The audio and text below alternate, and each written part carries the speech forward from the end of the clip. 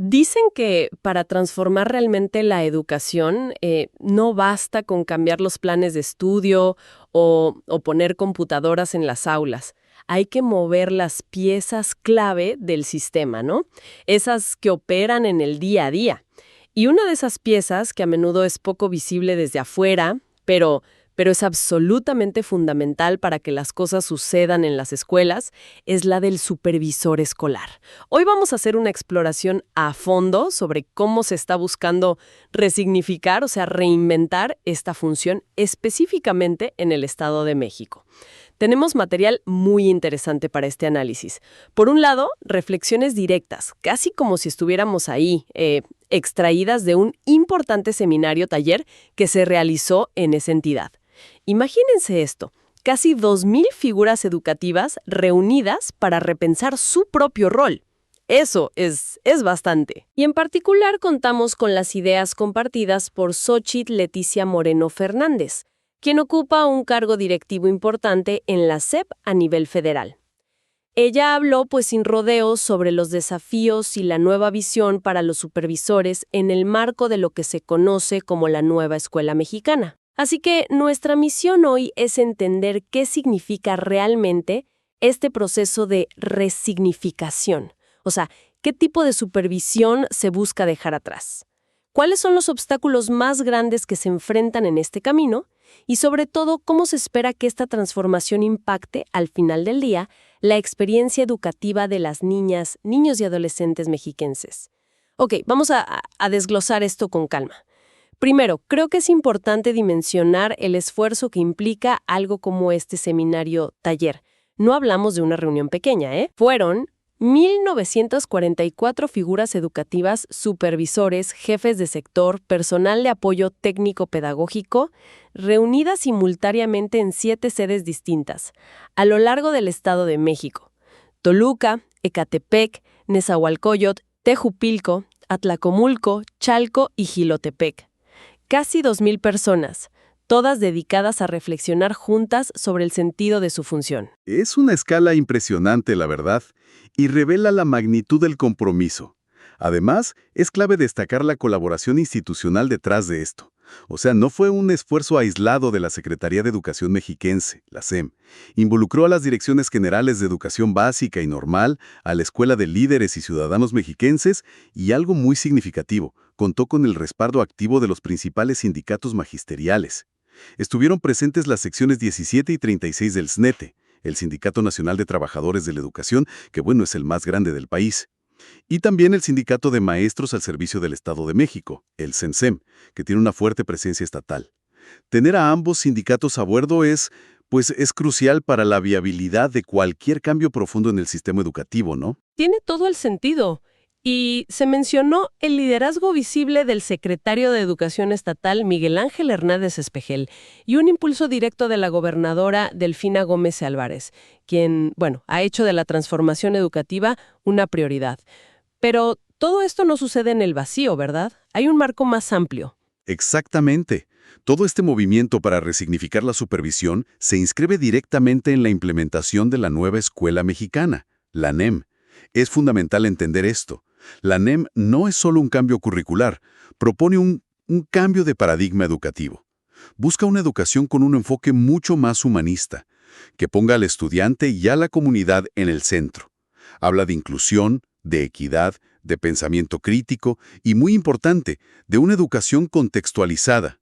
Es decir, que lo que se enseña y cómo se enseña tenga relevancia y sentido en la realidad específica de cada escuela, de cada comunidad. Y ahí es donde entra el supervisor. Precisamente, para que esa contextualización, esa adaptación a la realidad local, no se quede sobre un buen deseo, se necesita una figura que la impulse y la acompañe. Si el supervisor sigue operando bajo la lógica antigua, la del control y la estandarización, pues la NEM corre el serio riesgo de no poder aterrizar en las aulas. El supervisor en esta nueva visión se convierte en un articulador clave entre la política educativa nacional y la realidad concreta de cada escuela. Sin su transformación, el cambio sistémico es mucho más difícil. Yo diría casi imposible. Entiendo.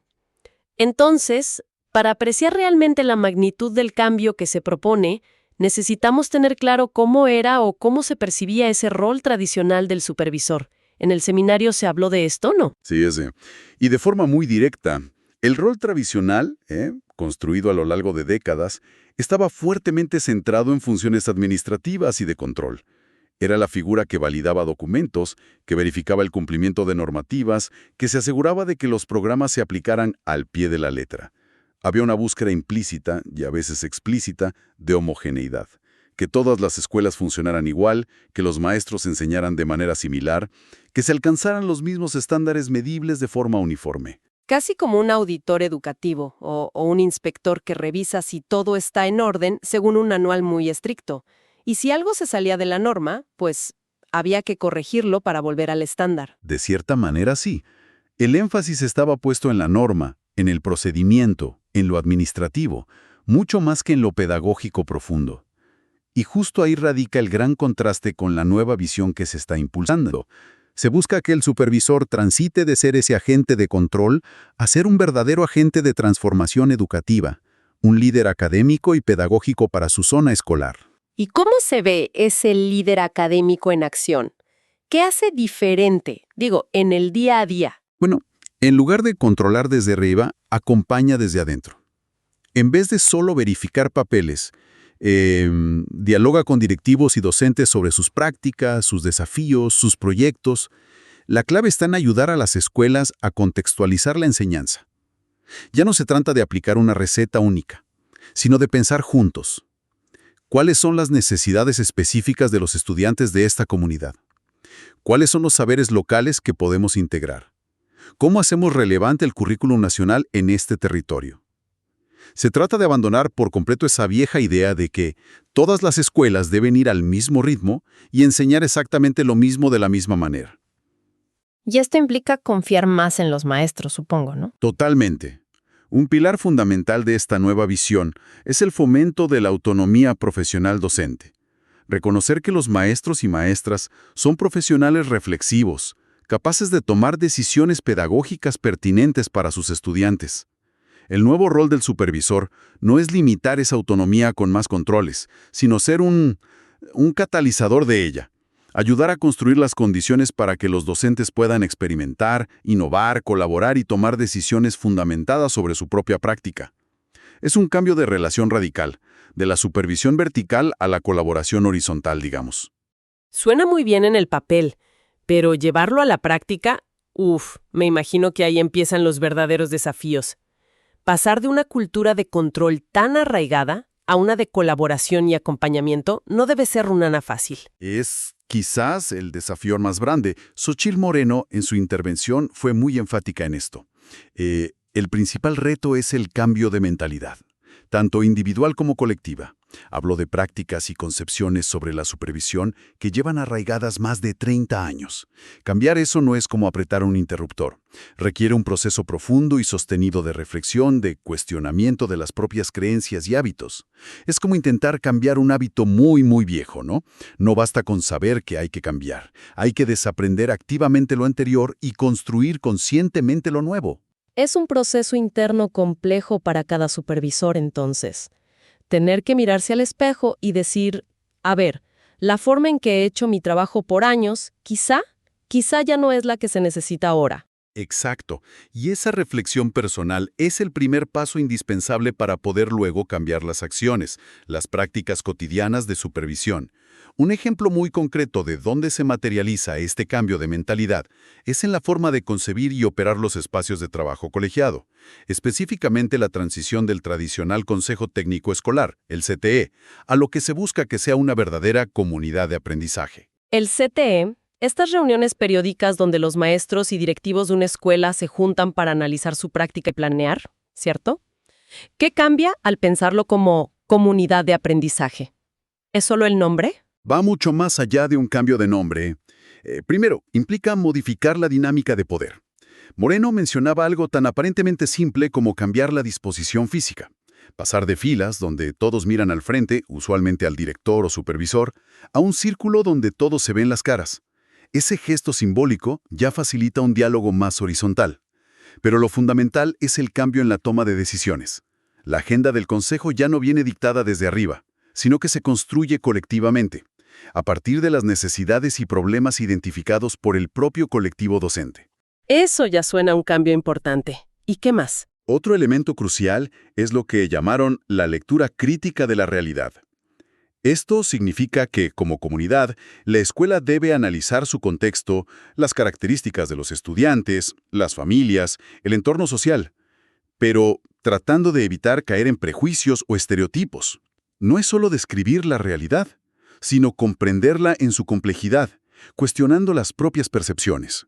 Y aquí viene un desafío enorme que se mencionó: aprender a traducir los problemas sociales que impactan fuertemente a la escuela, cosas como la violencia, la pobreza, la desintegración familiar, adicciones, traducirlos en problemas pedagógicos. ¿A qué te refieres con eso? Traducir problemas sociales en pedagógicos. Suena interesante. Se trata de no caer en la postura paralizante de decir: bueno, es que los niños vienen de familias disfuncionales o viven en un entorno muy violento, así que nosotros como escuela no podemos hacer mucho. Esa es una forma de evadir la responsabilidad pedagógica. La idea es preguntarse, frente a esta realidad social compleja, ¿qué sí podemos hacer desde la escuela? ¿Cómo podemos adaptar nuestras estrategias de enseñanza, nuestro currículum, nuestra forma de relacionarnos con los estudiantes y las familias para responder pedagógicamente a esos desafíos? Por ejemplo, si hay problemas de convivencia, ¿cómo trabajamos la resolución de conflictos en el aula? Si notamos apatía, ¿cómo hacemos el aprendizaje más significativo y conectado con sus vidas? Es asumir que la escuela tiene un margen de acción, aunque sea limitado, y enfocar ahí los esfuerzos colectivos. Entiendo. Es un cambio de enfoque muy potente, de la queja o la resignación a la acción pedagógica situada. Ajá. Y esto me lleva a otro concepto clave que surgió: el acompañamiento pedagógico.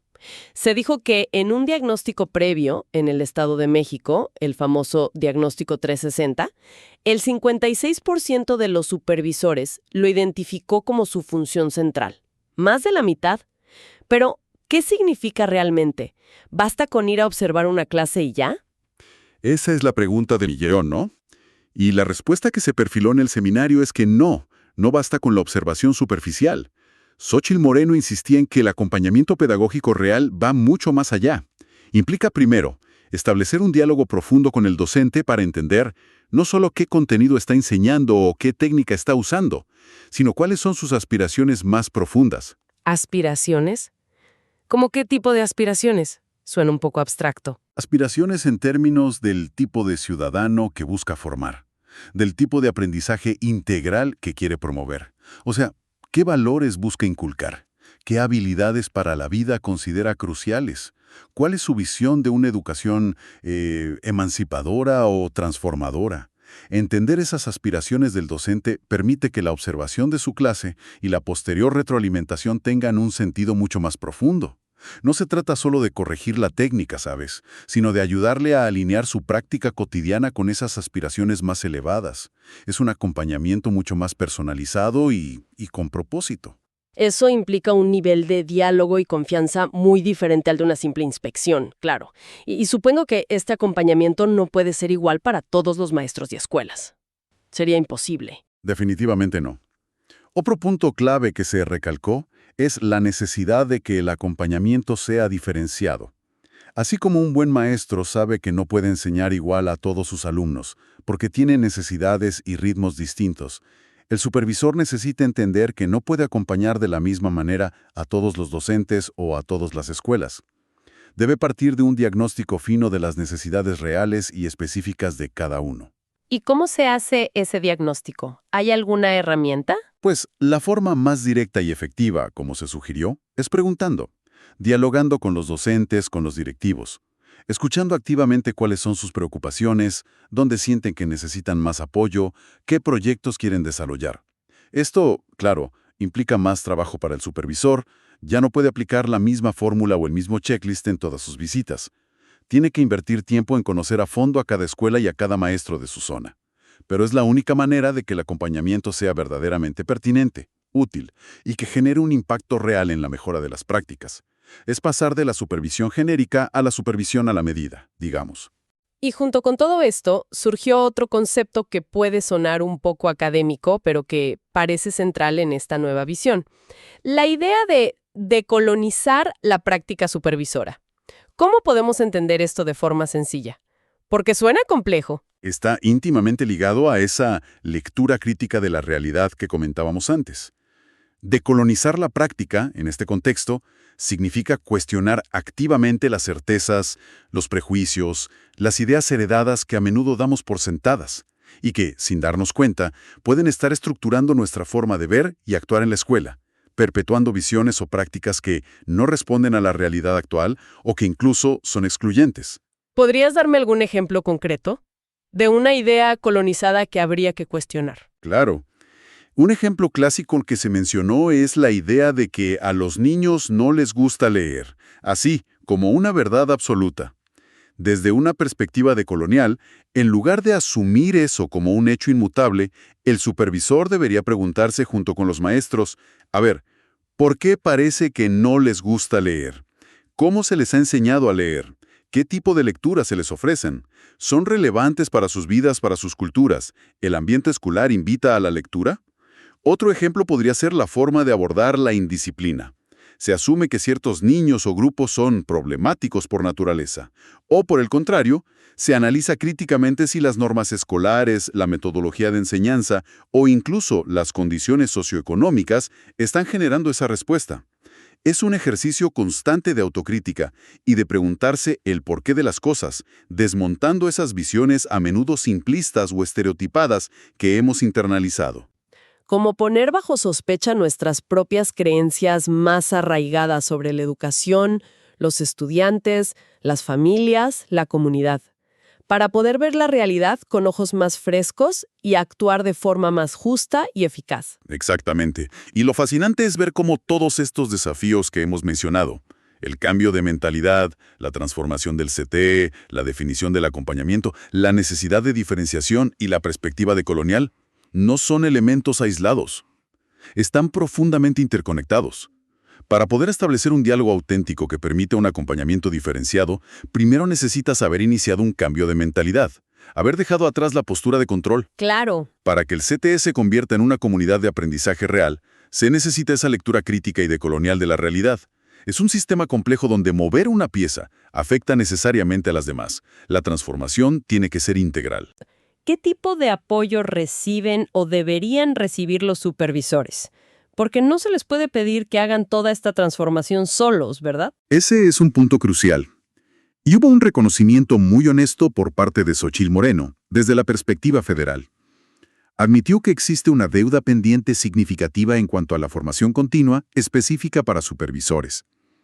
Históricamente, la formación ha sido más genérica o se ha implementado a través del viejo modelo de capacitación en cascada. ¿Puedes explicar brevemente qué es eso de la cascada? Suena a que algo se pierde en el camino, ¿no? Justamente, el modelo en cascada funciona así. Se capacita un grupo a nivel nacional, ellos capacitan a nivel estatal, los estatales a nivel regional o de zona, y así sucesivamente hasta llegar, o no llegar, al maestro de aula.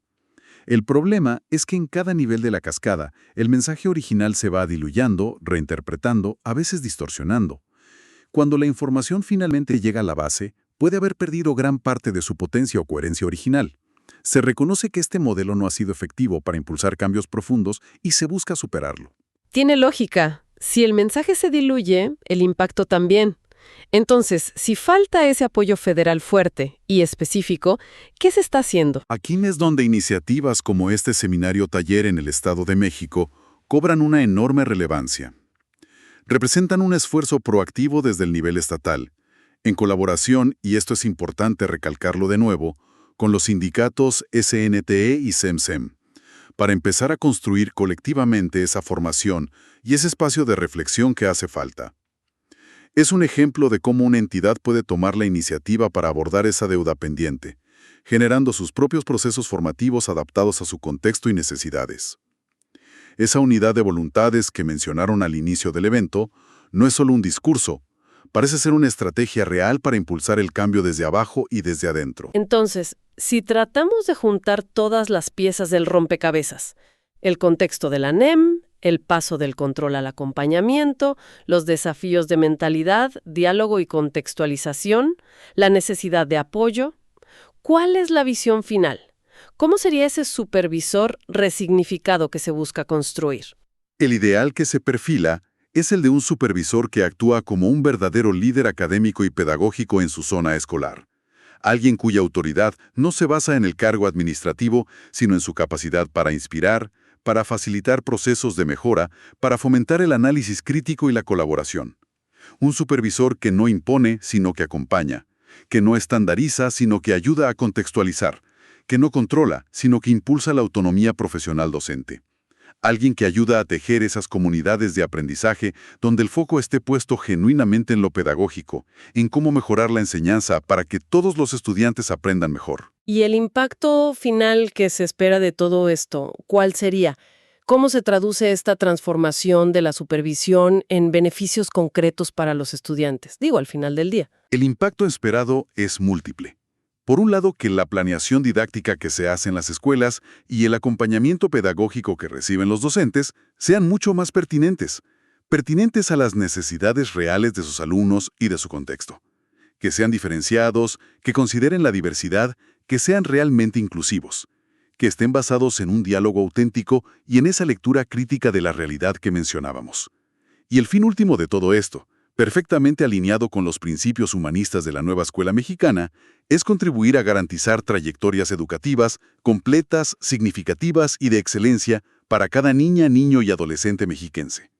Se busca que los supervisores no solo cambien sus prácticas, sino que se vean a sí mismos y actúen en consecuencia como lo que realmente pueden y deben ser, agentes clave de la transformación educativa. Haciendo una recapitulación rápida, lo que estamos viendo en el Estado de México es un esfuerzo serio y a gran escala por resignificar la función supervisora.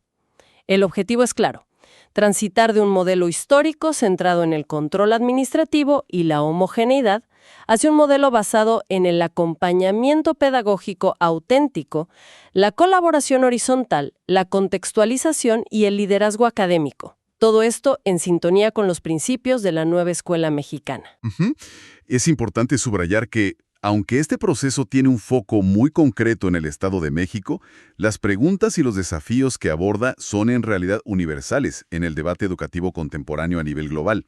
Temas como la importancia de la autonomía docente, la necesidad imperiosa de contextualizar la educación a las realidades locales, el rol del liderazgo pedagógico distribuido en las escuelas y, fundamentalmente, cómo las estructuras intermedias del sistema, como la supervisión, son absolutamente cruciales si queremos que las reformas educativas realmente lleguen a las aulas y transformen las prácticas de enseñanza y aprendizaje. No basta con cambiar leyes o currículos, hay que transformar también la gestión intermedia. Nos deja pensando bastante. Si este esfuerzo ambicioso por transformar la función supervisora en el Estado de México realmente logra consolidarse y mostrar resultados, ¿qué efecto dominó podría generar? ¿Podría convertirse en un referente, quizás, para otras entidades o incluso otros países que enfrentan desafíos similares?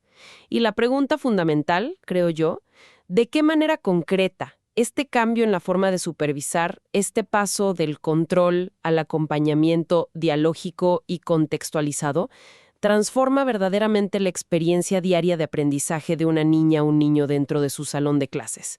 Es algo sobre lo que sin duda vale la pena seguir reflexionando y observando de cerca.